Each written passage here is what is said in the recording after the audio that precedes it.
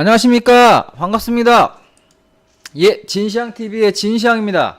오늘은 2018년 11월 13일이고요 어저께 미장의 폭락, 말 그대로 폭락이죠. 폭락으로 인해서 우리 장 아침부터 꽤 어려운 흐름을 보였는데 10시가 좀 넘으면서부터, 그러니까 10시를 기점으로 해서 외인의 선물 매수, 그에 따른 프로그램 매수로 인해서 조금 장이 상승했고요. 기관과 금융투자가 조금 사주었습니다. 그래서 코스피는 일단 외인은 매도, 그 외 주체는 매수, 이렇게 마무리가 됐고요. 코스닥 같은 경우에는 개인만 산 걸로 나와 있고 나머지 모든 주체는 매도입니다. 일단 반등이 많이 나와 있는 상태긴 한데, 어제 방송에서도 말씀드리고 항상 줄기차게 요 근래 말씀을 드리지만 시장을 좋게 보고 있는 상황은 아니에요. 그러다 보니까 올라와도 반등 구간이라고 보이고, 살려주면 시총 상위 종목 같은 경우에는 감사합니다 그러고 매수가 부근 넘으면 빨리빨리 끊고 나오시라 라는 말씀을 드리고 있고요. 오히려 더 나중에 공포스러운 흐름을 만날 수도 있으니까 일단은 정리를 좀 하시는 흐름으로 생각하셨으면 좋겠습니다. 차트 보면서 또 설명드리도록 하죠. 차트 보시면 일단 선물 차트부터 보겠습니다. 선물을 보시면 이렇게 박스죠. 박스 터지고 지금은 재차 요런 박스 흐름이다 라고 말씀을 드렸고요. 11월 구간에서는 크게 상승하기는 쉽지 않아요. 또 연준 의장이 또 멘트를 할 건데 10월 달에도 연준 의장이 멘트를 하고 나서부터 나오기 시작했죠. 이렇게, 그죠? 하락이 나오기 시작해서 이게 다 그 파월의 멘트 이후에 빠진 겁니다, 여러분. 그러니까 기억하시고 일단은 조심할 필요가 있고요. 12월에 금리 인상까지 예고가 되어 있는 상태예요. 그러니까 일단 기본적으로 11월은 크게 상승하기는 어렵다. 단지 박스 정도 흐름으로 보시면 되겠다. 그리고 12월에 이제 시세가 결정될 걸로 보이는데, 그것도 쉽게 급반등이라든가 이런 부분은 쉬워 보이진 않는다. 너무 많이 빠졌기 때문에 조금 더 액션이 필요하다.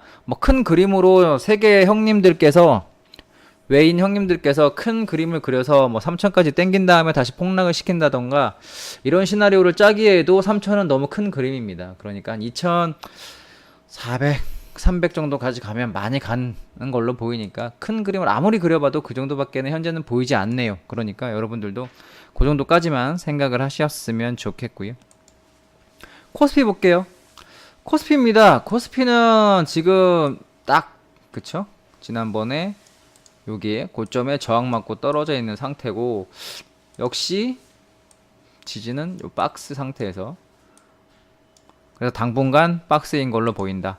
그리고 얘가 나중에 변곡은 얘가 또 이렇게 슬슬 내려와서 땡기니까 내년 정도가 될 걸로 보이거든요. 현재는 그 변곡은 뭐냐면, 요 선물로 볼게요.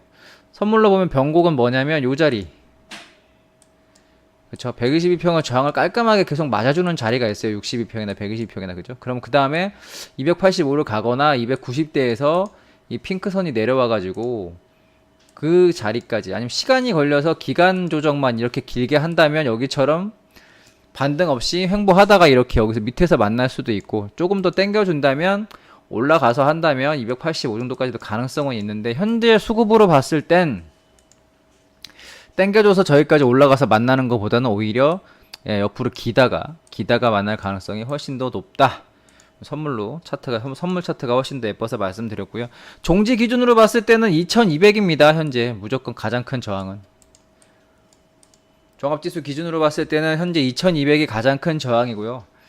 2100도 안착을 못했죠, 아직은. 그러니까 2200이 가장 큰 저항이니까 반등을 하고 나서 사는 경우가 제일 좋은데, 그게 이제 무릎에서 산다면 지금은 2200 돌파가 그래도 무릎 정도로 보여요. 하긴 무릎보단 조금 높을 수 있는데 그래도 무릎 정도 이상은 될 거니까 여러분들 확인하고 들어가시는 입장에서는, 그죠?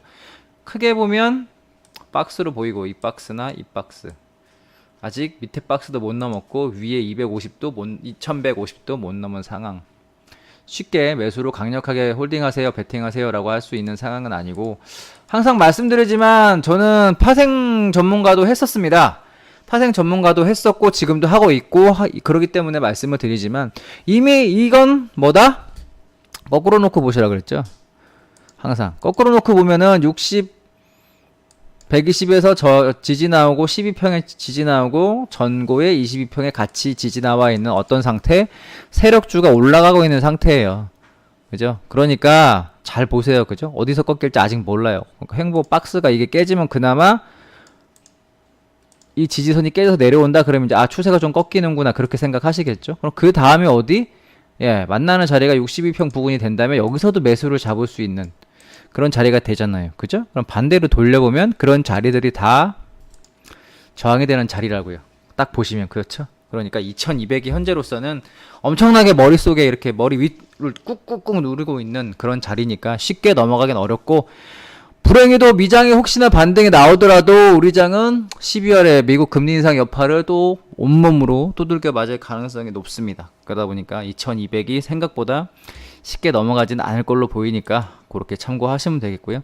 파생하시는 분들은 2200대에 오면은 또 추세 매도를 한번 짠다라고 생각하고 기다려 보시고 지금 구간은 굳이 추세로 새로 포지션을 짜기에는 만만치 않은 녹록치 않은 장이니까 굳이 추세를 짜실 필요는 없겠습니다. 뭐 매수를 한다 뭐 짧게 선을 그림 하나 그어버리면 이런 흐름에서 떨어지는 자리에서 어떤 거를 노리느냐에 따라 달라요. 사람의 성향의 매매 성향에 따라 다른데 하락하는 흐름은 분명히 맞죠? 여러분 여기다 선을 그어드릴게요. 그죠? 하락하는 흐름이 맞아요. 그렇죠? 이렇게 오는데 여기서 이걸 노리고 먹을 것이냐 이걸 사람에 따라 하지만 그죠? 이 부분은 하락 흐름을 먹을 것이냐 아니면 이 위험한 이 리스크가 있는 요걸 반등을 좀 먹으려고 들어갈 것이냐 거기다 반등이 안 나오면 죽어버리는 경우가 생겨요. 저긴 선이 반등에 나오게 제가 그렸지만 이렇게 되는 경우도 있어요. 그죠? 이렇게 돼버리면 올라온 줄 알고 샀는데 아니고 뭐든 못 넘고 그죠? 어떻게든 매도 포지션을 짜시고 차라리 나중에 여기서 이런 기준에서 돌파가 돼서 눌림에 그때 매수는 보시면 돼요. 추세 전환이 아직까지는 여러분이 보기에도 추세 전환이 안 됐죠? 전고도 못 넘고 그죠? 그러니까 이 추세 전환이 돼서 이런 식으로 넘어가서 그때 이런 기준을 가지고 사도 상관은 없겠다. 지금 현재로선 절대 그렇게 매수를 막 추천할 수 있는 상황은 아니에요. 그래서 시총상위 종목 이런 것들 매수하라고 잘 말씀 안 드려요. 삼성전자, 하이닉스, 반도체가 업황이 나쁘지 않고 그래도 유지가 되고 있고 그래도 택도 없어요. 수급이 안 좋으면 아무리 실적이 좋아도 안 올라가요. 실적이 좋은 종목은 반드시 간다. 그런 보장은 없어요. 오로지 수급이 좋은 종목이 간다. 이거 하나만 거의 맞는다고 볼 수가 있죠. 잡주여도 세력주 중에 정말 잡주고 정말 쓰레기 같은 종목도 세력 형님들이 올린다고 하면 올라가잖아요. 그죠? 그러니까 실적은 어떻게 보면 매매를 하는 트레이딩 관점에서는 부수적인 거고요. 정말 전통적으로 투자를 한다라고 할 때는 실적이 좋은 회사가 나중에 결과적으로 가긴 하겠지만 1년 뒤에 갈지 2년 뒤에 갈지는 몰라요. 그러니까 트레이딩 관점에서만 본다면 수급을 쫓아 그리고 수급을 확인하고 이게 제일 좋아 보이니까 그렇게 대응을 한다라고 하는 전제로 말씀을 드리면 현재 대한민국의 수급이 깔끔하게 너무 좋아 꼭 사야 돼 이런 종목이 눈에 별로 띄지 않아요. 조선 연말에 가서 회계부정 같은 걸로 뒤통수 칠 수 있는 부분의 종목이 작년에 그랬듯이 조선업이고요. 그리고 지금 삼성전자 하이닉스도 하루 오르고 하루 떨어지고 하루 오르고 하루 떨어지는데 추세적으로 봤을 때 횡보 정말 저점에서 잘 잡으면 수익이겠지만 그게 쉽습니까? 그죠? 그러니까 그런 부분에서는 일단 관망을 하고 계시고 개인 투자자 여러분들 큰 종목에 시총 상위 종목에 매매를 하시고 싶다라고 한다면 현금 들고 꼭 계시고 차라리 반등 올라올 때 ETF 인버스를 사세요. 인버스를 사시면 제가 말씀드리지만 인버스는 죽진 않아요. 반드시 살아나오고 수익을 내고 나올 수 있는 구조예요. 지금 시장이. 그러니까 레버리지는 사지 마시고 인버스를 사셔가지고 해지를 하시면서 나중에 좀 더 흐름이 되면 해지가 아니라 아예 그냥 인버스만 풀베팅을 하시는 전략으로 그렇게 대응을 하셔야 이 하락장 잘 또 살아남으실 수 있을 걸로 보입니다. 인버스는 반드시 살아날 기회를 준다.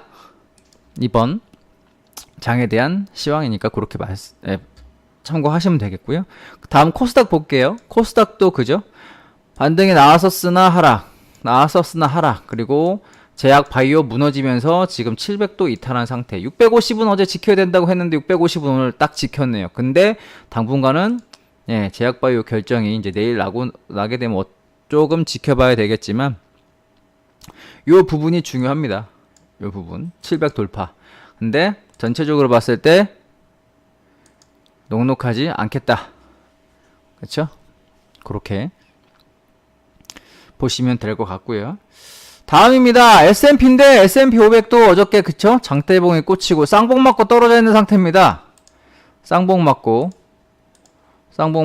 이렇게 떨어져 있는 상태예요. 그죠? 쌍봉 맞고 어디서 지지가 될지는 좀 기다려 봐야 되겠지만 뭐 2700 정도에서 지지가 될지 요건 조금 더 시간을 가지고 지켜봐야 될 필요가 있습니다. 현재 미국 선물 같은 경우에는 반등이 살짝 나오고 있는데 이건 좀 지켜봐야 되겠고요.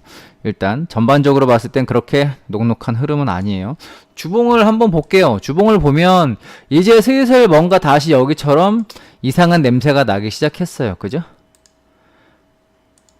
한번 떨어졌다가 62평 지지, 반등에 22평 저항, 그죠? 떨어졌다가 재차 또 22평 저항 맞고 떨어지고 있는 상태. 결과적으로는 요 자리가 마의 자리가 되고 있습니다.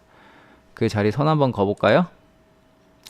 선 한번 거보면 이 자리가 마의 자리, 2185. 일봉으로 다시 보면 2185, 이 쌍봉 자리. 이 쌍봉 자리가 마의 자리예요. 2185. 이 쌍봉 자리가 마의 자리니까 참고하셔가지고 보시면 되겠고요. 선물 매매하시는 분들은 2185 기준으로 보셔가지고 돌파 안 되는 걸 컷으로 매도, 오로지 매도, 매수는 그냥 안 하셔도 될 걸로 보입니다. 나스닥 보겠습니다. 나스닥도 역시, 나스닥은 좀 더 약하죠. 아까 S&P 500은 이런 쌍봉 형태였고요. 나스닥은 여기서 쌍봉이 아니고 오른쪽이 조금 낮은, 그죠? 오히려 더 좋지 않은 이런 걸, 예. 이런 흐름이니까 나스닥이 좀 더 좋지 않아요. 여기는 똑같아요, 위치가. 그죠? S&P. 근데 나스닥은 요런 흐름. 전반적으로 나스닥이 많이 올랐기 때문에 나스닥이 훨씬 더, 그리고 빠질 때도 지금 탄력적으로 빠지고 있습니다. 그래서 나스닥은 지금 7600포인트가 저항이 되고 있다. 7600포인트는 여기도 저항이었고요. 여기 지지였고요. 그죠? 저항이었던 그런 흐름이다.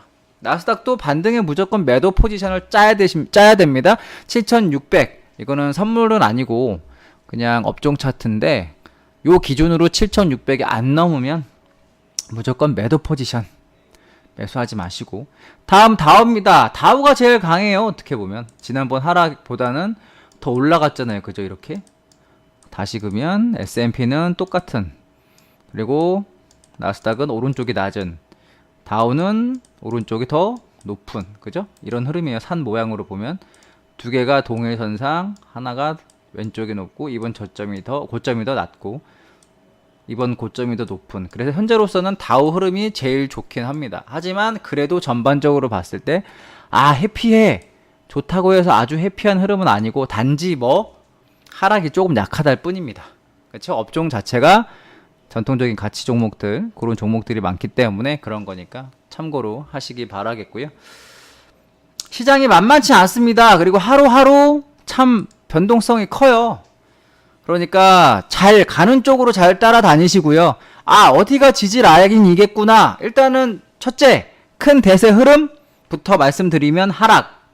그러니까 뭐 어디가 지지라인이니까 어디서 매수를 잡아야지, 이런 마인드 갖고 있으면 계좌 깡통 나고요. 두 번째, 그렇다면 뭐 어디가 반등 라인이구나 해서 오히려 하방 쪽에는 물려도 살아나올 기회가 충분히 있다라고 보인다라는 거. 그러니까 주식을 하시는 분들 같은 경우에는 어떠한 지수가 돌파되면 사야지, 그 기준이 좀 멀지만 2200이 넘어가야 하락이 끝난다라고 보고 있거든요. 그러니까 주식 하시는 분들 같은 경우에는 큰 종목들은, 시총상의 종목들은 2200이 돌파되면 사야지라고 생각을 하고 계시면 되고, 그 전까지 현금 꼭 쥐고 계시면 되겠고요. 선물하시는 분들은 아까 말씀드린 280 정도 올라온 반등에 매도 쳐야지, 추세를 다시 짜야지라고 생각하시면 될 걸로 보입니다. 해외 선물하시는 분들도 아까 쌍봉 둘 다 엉덩이가 같은 라인에 있는 게 S&P 500이었고요. 오른쪽 이번에 엉덩이가 더 낮아서 반등이 약했던 게 나스닥이었고요. 오른쪽 엉덩이가 더 높았던 게 다우입니다. 하지만 전체적으로 봤을 때 그래도 조금 하락 흐름에 하락의 뉘앙스가 보이고 있고 수급이 꼬이기 시작했다. 조만간 그게 12월에 금리 인상을 계기로 장이 꺾이기 시작할 가능성이 높다. 개인적으로는 이미 꺾였다라고 보고 있습니다. 그렇게 참고하셨으면 좋겠고요. 그래서 오늘 하루도 고생 많이 하셨습니다. 항상 이렇게 또 시황 계속 말씀드릴 테니까 참고하셔가지고 좋은 매매 하시기 바랍니다. 저는 진시황TV의 진시황이었고요. 채널 구독과 좋아요는 저에게 진짜 큰 힘이 되니까 구독과 좋아요 부탁드립니다. 편히 쉬십시오. 내일 뵙겠습니다. 저는 진시황이었습니다.